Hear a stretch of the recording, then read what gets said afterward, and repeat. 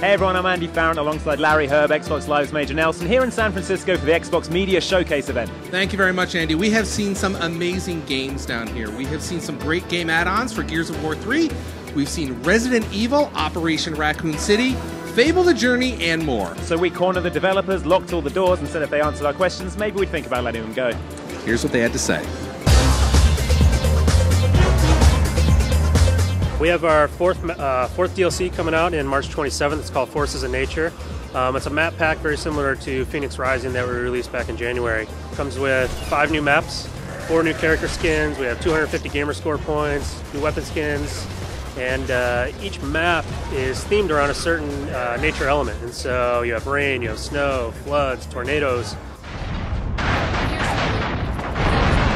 Steel Battalion Heavy Armour uses combination of traditional classic controller and Kinect.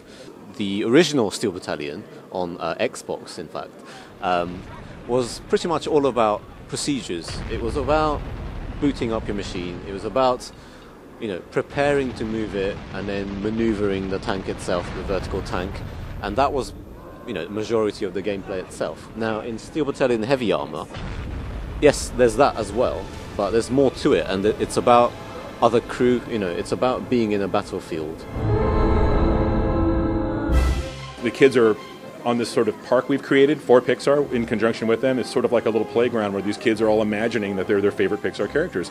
The cool thing about that is the kids will say, hey, what if this other thing happened with these characters? And they all get together, and then their imagination takes you into the game experience, and you play through a story. And the cool thing is it's a new story. The second major point about the game is the fact that it turns you into a Pixar character. So you stand in front of the Kinect, and it scans you. It picks up on the clothing you're wearing, the way you look, and it just sort of, incorporates that into those character designs. And those are all done in conjunction with Pixar. Resident Evil Operation Raccoon City takes place in Raccoon City back in 1998 during the Resident Evil 2 and 3 timeline, but the twist this time is you play as the bad guys. You play as Umbrella's security service, and you're there to destroy evidence, kill survivors, basically cover up any evidence that they were involved with the outbreak. So Nemesis mode, which is an exclusive multiplayer mode we've got for Xbox 360, similar to a King of the Hill kind of mode where you've got a target area in each map that you're supposed to take over, and that's how you get points.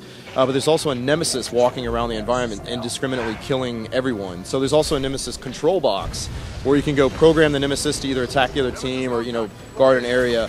And you kind of have to play this balance game of, do we take over the King of the Hill space, do we go fight the Nemesis, or do we go take over the Nemesis and have the Nemesis protect us or fight the other team?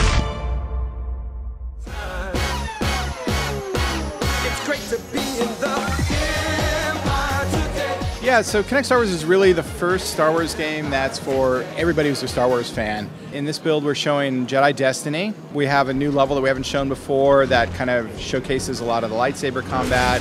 And then we have a pod racing level where we're doing the Motif Classic, which is the same level from the movie, which is quite a lot of fun. We're showing the whole game in 3D, and that level in particular in 3D is really exciting because the movie just came out in 3D, so it's fun to recreate that experience.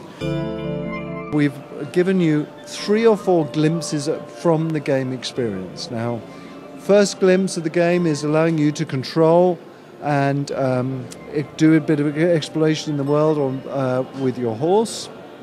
The second is using the magic system and realizing that the magic system is all about blending and creating. It's all about crafting and then casting in a very unique way.